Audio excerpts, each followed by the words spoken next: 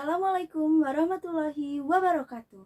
Perkenalkan, nama saya Sabella Lestari dengan NIM dari kelas Komunikasi Organisasi. Video ini saya buat untuk memenuhi kuis tugas mata kuliah Komunikasi Organisasi yang dibimbing oleh Ibu Ira. Baik, langsung saja kita mulai. Pertanyaan pertama, jelaskan ciri-ciri dari organisasi sosial. Ciri-ciri organisasi sosial itu ada 7. Pertama, menggunakan batasan operasional yang jelas. Artinya, setiap organisasi punya wilayah atau kegiatan yang jadi tujuannya. Contoh, organisasi pecinta lingkungan pasti fokusnya ya soal lingkungan. Maksud dari ini adalah bahwa setiap kegiatan dalam organisasi itu harus diatur dan dibatasi oleh ketentuan tertentu agar tidak keluar dari tujuan utama. Kedua, memiliki identitas organisasi yang jelas.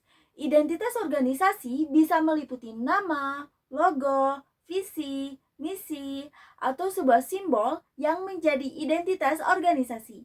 Dengan ini, maka orang-orang jadi tahu ciri khas organisasi dan bisa membedakan organisasi kita dengan yang lain. Ketiga, terdapat struktur keanggotaan dan status formal yang jelas. Artinya, semua jabatan yang dipegang oleh setiap anggota organisasi harus ditetapkan dengan resmi dengan mempertimbangkan berbagai aturan dan keputusan. Contohnya, di setiap organisasi pasti harus memiliki ketua, wakil, sekretaris, bendahara, dan beberapa divisi agar tugas yang diberikan tidak menumpuk di satu orang saja dan agar setiap anggota mempunyai peran dan tanggung jawab masing-masing. Keempat, memiliki dasar nilai dan norma. Artinya, organisasi harus memiliki prinsip ataupun dasar nilai dari norma yang akan dipegang teguh oleh setiap anggota untuk mencapai dan menjalankan tujuan dari organisasi tersebut. Kelima, bersifat formalitas. Artinya, kegiatan organisasi dijalankan secara resmi dan teratur. Contohnya, ada aturan tertulis, rapat rutin, dan cara-cara resmi lainnya dalam menjalankan kegiatan. Keenam, memiliki tingkatan-tingkatan dalam struktur kekuasaan dan kewenangan.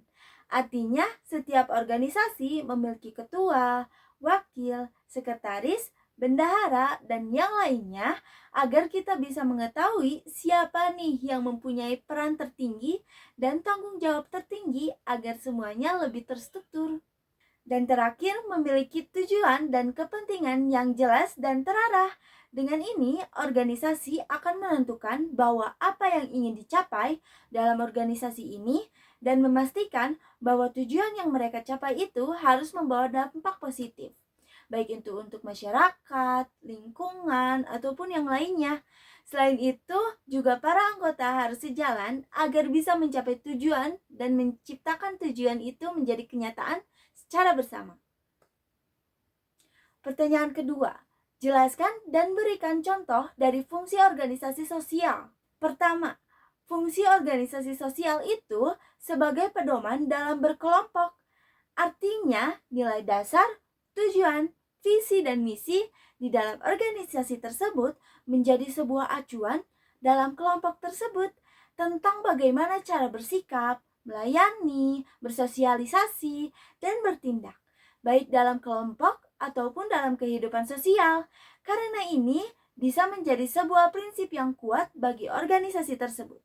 Contohnya, Palang Merah Indonesia atau PMI yang mempunyai aturan dan nilai yang harus dipatuhi oleh semua anggotanya yang menjadi pedoman untuk mereka bekerja sama dan saling membantu tanpa pandang bulu. Kedua, menjaga keutuhan dan kesatuan masyarakat sehingga hubungan sosial tetap baik dan tidak mudah terjadi konflik. Nah, itu tentunya menjadi hal yang paling penting tetapi juga paling susah untuk dikendalikan. Karena itu dibutuhkan sebuah organisasi yang adil dan menyatukan masyarakat. Contohnya, Palang Merah Indonesia atau PMI, mereka sering terlibat dalam kegiatan kemanusiaan seperti donor darah, bantuan bencana, dan lainnya. Dengan ini, maka masyarakat dari berbagai daerah pun bisa menyalurkan bantuan mereka dan menumbuhkan rasa saling tolong-menolong yang akan menjaga kesatuan dan keutuhan di masyarakat. Ketiga, memberikan pengawasan kepada masyarakat. Artinya, organisasi ini aktif untuk mengawasi masyarakat, baik itu secara langsung maupun mempengaruhi melalui medsos atau media sosial agar masyarakat tidak terpengaruh oleh pengaruh negatif atau yang jelek. Contohnya seperti PMI yang membantu dan mengedukasi dan juga mengingatkan masyarakat tentang kesehatan dan cara hidup sehat. Mereka membantu kita bisa melalui program secara langsung melalui sekolah ataupun dengan media sosial. Seperti itu. Pertanyaan ketiga, berikan contoh profil dari lembaga swadaya masyarakat atau yang disingkat LSM. Contoh organisasi dari LSM ini adalah Yayasan Cinta Anak Bangsa atau YCAB Foundation. Adalah suatu organisasi non-profit yang berdiri sejak tahun 1999 di Indonesia, lebih tepatnya di Jakarta. YCAB aktif di bidang pendidikan, pemberdayaan ekonomi, dan kesehatan bagi anak-anak muda, serta kelompok masyarakat kurang mampu. Kegiatannya meliputi pemberian akses pendidikan bagi anak-anak putus sekolah, pelatihan kewirausahaan, pemberian modal usaha mikro, hingga kampanye hidup sehat dan anti narkoba. Tujuan utama YCAB adalah memutus rantai kemiskinan agar generasi melalui pendidikan dan inklusi keuangan, agar generasi muda Indonesia dapat mandiri, berdaya saing, dan berkontribusi positif bagi masyarakat. Dalam melaksanakan misinya, YCAB bekerja sama dengan pemerintah, lembaga swasta, dan mitra internasional melalui berbagai program sosial dan inovasi digital yang berdampak luas.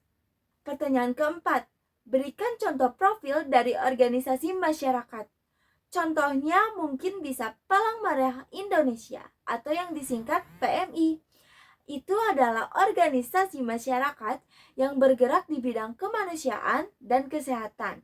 Didirikan pada 17 September 1945, PMI berperan aktif dalam memberikan bantuan kepada masyarakat yang mengalami bencana, menyelenggarakan kegiatan donor darah, pelayanan kesehatan, dan pelatihan pertolongan pertama.